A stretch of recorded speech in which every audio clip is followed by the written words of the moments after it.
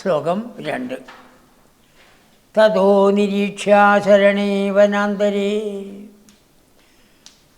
കാട്ടിൻ്റെ ഉള്ളിൽ ആരുമില്ല, വളരെ ദൂരത്തേക്കാണ് വന്നിരിക്കുന്നത്. ഭഗവാനാണ് അവർക്കുള്ള ഏക ശരണം. ഭഗവാൻ വേണമെങ്കിൽ ചോറുണ്ടാക്കി കൊടുക്കാം അവർക്ക്, പക്ഷെ അത് ചെയ്തില്ല. അവരെല്ലാവരും അശരണരായിരിക്കുന്നു, യാതൊരു ശരണവും ഇല്ലാത്തവരായി.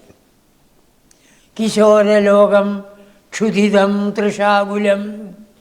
ആ കുട്ടികളെല്ലാവരും നല്ല വിശപ്പുള്ളവർ, ദാഹമുള്ളവർ, ക്ഷുധ കൊണ്ട് ആകുലമായി ക്ഷീണിച്ചുപോയി. ഇത് കുട്ടികൾ മാത്രമല്ല, പശുക്കളുടെ സ്ഥിതിയും അത് തന്നെയാണ്. പശുക്കൾക്കും വെള്ളമില്ലാതെ കഴിയാൻ വയ്യാത്തൊരവസ്ഥ വന്നു. അങ്ങനെ ആ കാട്ടിൽ എത്തിയതായ സമയത്ത് ഭഗവാൻ ദൂരത്തു നിന്ന് യാഗം നടക്കുന്നതിൻ്റെ പുക കാണാം. ആ കുട്ടികളെ വിളിച്ച്, ശ്രീരാമ മുതലായവരെ വിളിച്ചു പറഞ്ഞു, കണ്ടു ആ പുക വരുന്ന കണ്ടു, അവിടെ ബ്രാഹ്മണർ യജ്ഞം നടത്തുകയാണ്, നിങ്ങൾ അവിടെ പോയിട്ട് ചോറ് ചോദിക്കണം. അദൂരതോ യജ്ഞപരാൻ ദ്വിജാൻ പ്രതി. ദൂരതോ ദൂരത്തായിട്ട്, അദൂരതോ അടുത്തായിട്ട് യജ്ഞത്തിൽ താല്പര്യമുള്ളവർ, യജ്ഞം മാത്രമേ അവർക്ക് താല്പര്യമുള്ളൂ, അതിൽ ഭഗവാനെ സ്മരിക്കലൊന്നുമില്ല.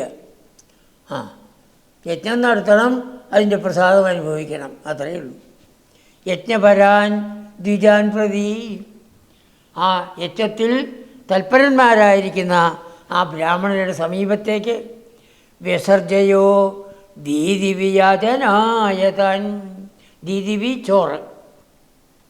പോയി ചോദിക്കൂ, പോയി പറയൂ, കൃഷ്ണനും രാമനും ഇവിടെ വന്നിട്ടുണ്ട്, ഞങ്ങൾ കുറച്ച് കുട്ടികളുമുണ്ട്, ഞങ്ങൾക്ക് ചോറ് തരണം എന്ന് ആ ബ്രാഹ്മണരോട് പ്രാർത്ഥിക്കൂ, യാചിക്കൂ എന്ന് പറഞ്ഞ് വ്യസർജയ അവരെ പറഞ്ഞയച്ചു. ശ്ലോകം 3. ഗതേഷ്വധോ തേഷു അഭിധായതേഭിതം. ആ കുട്ടികളെ പറഞ്ഞയച്ചതായ 3-4 കുട്ടികളാണ് പോയിരിക്കുന്നത്. അവർ അവിടെ എത്തി, ബ്രാഹ്മണർ മന്ത്രം ജപിച്ചുകൊണ്ടിരിക്കുകയാണ്. അതിൽ എപ്പോൾ ഒരു മന്ത്രം നിർത്തിയോ അപ്പോൾ പറഞ്ഞു, തേ അഭിതാം അഭിധായ. ഹേ ഗുരുവായൂരപ്പ, അങ്ങയുടെ പേര് പറഞ്ഞിട്ട്, കൃഷ്ണൻ വന്നിട്ടുണ്ട് എന്ന് പേര് പറഞ്ഞിട്ട്, കുമാരകേഷു ഓദനയാചിഷു. ആ കുട്ടികളെല്ലാവരും ചോറ് യാചിച്ചു. ഇവരെന്തെങ്കിലും പറയണ്ടേ? ഒന്നും പറയുന്നില്ല. ശ്രുതി സ്ഥിരാഭി. ശ്രുതി വേദങ്ങൾ നന്നായി പഠിച്ചവരാണ് അവർ. പക്ഷേ അഭിനിന്യൊരശ്രുതിയും, അവർ കേട്ടില്ല എന്ന് നടിച്ചു. ശ്രുതി എന്നുള്ള വാക്കിൻ്റെ ശ്രുതി വേദം, അശ്രുതി കേൾക്കായ്മ. ശ്രുതി വേദം എന്നും അർത്ഥമുണ്ട്, കേൾവി എന്നും അർത്ഥമുണ്ട്. അശ്രുതി കേൾക്കാത്ത അവസ്ഥ. ശ്രുതിസ്ഥിരാവി.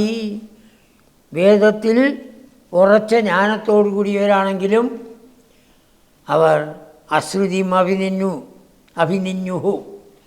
കുട്ടികൾ പറഞ്ഞത് ചോദിച്ചത് കേട്ടില്ല എന്ന ഭാവത്തിൽ ന കിഞ്ചിതൂജിഷ്ട. ഒന്നും പറഞ്ഞില്ല.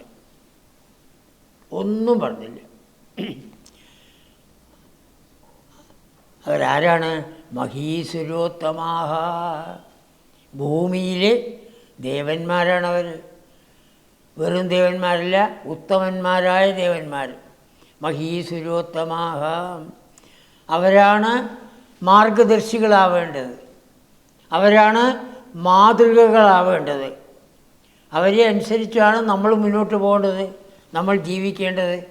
പക്ഷെ അങ്ങനെയുള്ള അവർ ശ്രുതിയിൽ, വേദങ്ങളിൽ നല്ല അറിവുണ്ടെങ്കിലും ജ്ഞാനമുണ്ടെങ്കിലും ഒന്നും കേട്ടില്ല എന്ന ഭാവത്തിൽ. ശ്രുതിയുടെ ശ്ലേഷാർത്ഥം.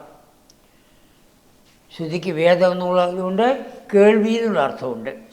അപ്പോൾ കേൾവി അശ്രുതി, കേൾവിയില്ലായ്മ. അവർ അഭിനയിച്ചു. ശ്ലോകം 4.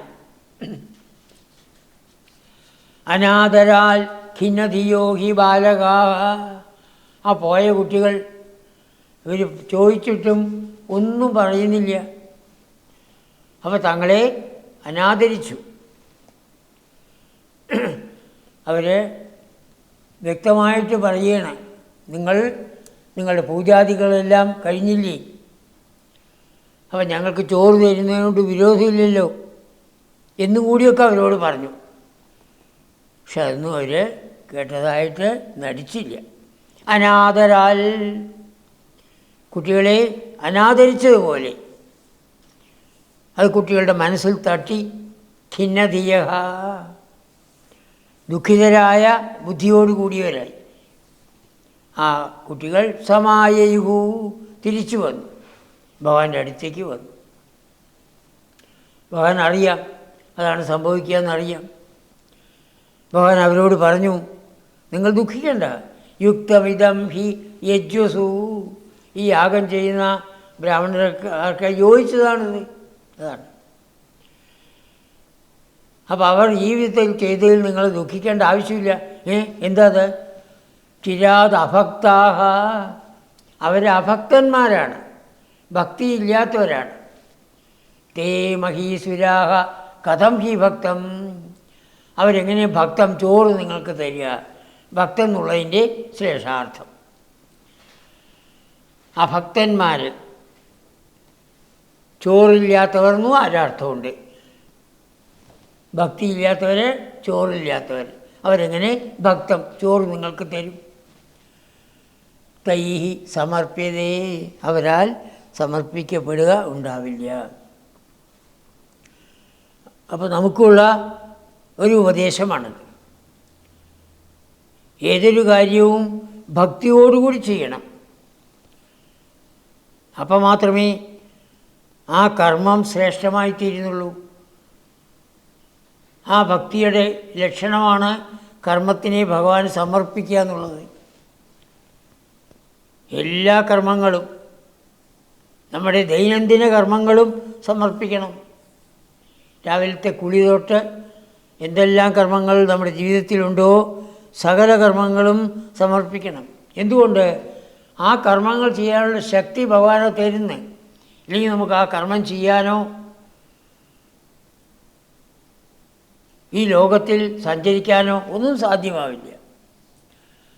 ചിരാത് അഭക്താഹ, വളരെ കാലമായിട്ട് അഭക്തന്മാരാണ്, ഭക്തിയില്ലാത്തവരാണ്. ആ മഹീശ്വരന്മാർ കഥം ഹി ഭക്തം, എങ്ങനെയാണ് ചോറ്? അപ്പോൾ ഭക്തന്മാർക്ക് ചോറില്ലാത്തവർ എന്നുള്ള അർത്ഥം കൂടി എടുക്കാം. ചോറില്ലാത്തവരെങ്ങനെ ചോറ് തരിക? അതാണ്. ഭക്തിയില്ലാത്തവരാണ് അവർ ചോറില്ല. അപ്പോൾ അവർ ചോറെങ്ങനെ തരും? അഭക്തം കഥം തൗ കഥം ഹി ഭക്തം ത്വയി തൈ സമർപ്യതേ. അപ്പോൾ എങ്ങനെയാണ് അവർക്ക് അന്നം സമർപ്പിക്കാൻ സാധിക്കുക? അപ്പോൾ വെറും വേദത്തിൽ മാത്രം മനസ്സർപ്പിച്ച് പൂജാദികൾ ചെയ്തുകൊണ്ട് കാര്യമില്ല. സമൂഹത്തിൻ്റെ നന്മയ്ക്ക് വേണ്ടി നമ്മൾ ചെയ്യണം ഏതൊരു കർമ്മവും. അപ്പോൾ യാഗാദി കർമ്മങ്ങൾ ചെയ്യുന്നത് സമൂഹത്തിന് വേണ്ടിയാണ്, സമൂഹത്തിൻ്റെ നന്മയ്ക്ക് വേണ്ടിയാണ് യാഗാദി കർമ്മം ചെയ്യുന്നത്. അല്ലെങ്കിൽ അല്ലാതെ ഏതെങ്കിലും ഒരു വ്യക്തിക്ക് വേണ്ടി മാത്രമല്ല, സമൂഹത്തിന് വേണ്ടിയാണ് യജ്ഞം നടത്തുന്നത്. പക്ഷേ ആ യജ്ഞത്തിൻ്റെ പ്രസാദമായിരിക്കുന്ന ചോറ് ഒരല്പം പോലും ആ കുട്ടികൾക്ക് കൊടുക്കുകയുണ്ടായില്ല. കുട്ടികൾ അതിൽ ദുഃഖിച്ചുകൊണ്ട് വന്ന് പറഞ്ഞു, ഭഗവാൻ പറഞ്ഞു, ഈ യാഗം ചെയ്യുന്ന ബ്രാഹ്മണരൊക്കെ എപ്പോഴും ഇങ്ങനെ തന്നെയാണ്, അവരങ്ങനെ ചെയ്തതിൽ തെറ്റൊന്നുമില്ല. എന്തുകൊണ്ട്? അവരഭക്തന്മാരാണ്, അതുകൊണ്ടാണ് നിങ്ങൾക്ക് ഭക്തം തരാഞ്ഞത് എന്ന് പറഞ്ഞ് കുട്ടികളെ സമാധാനിപ്പിച്ചു. എന്നിട്ട് അവരോട് വേറൊരു കാര്യം പറയുകയാണ്.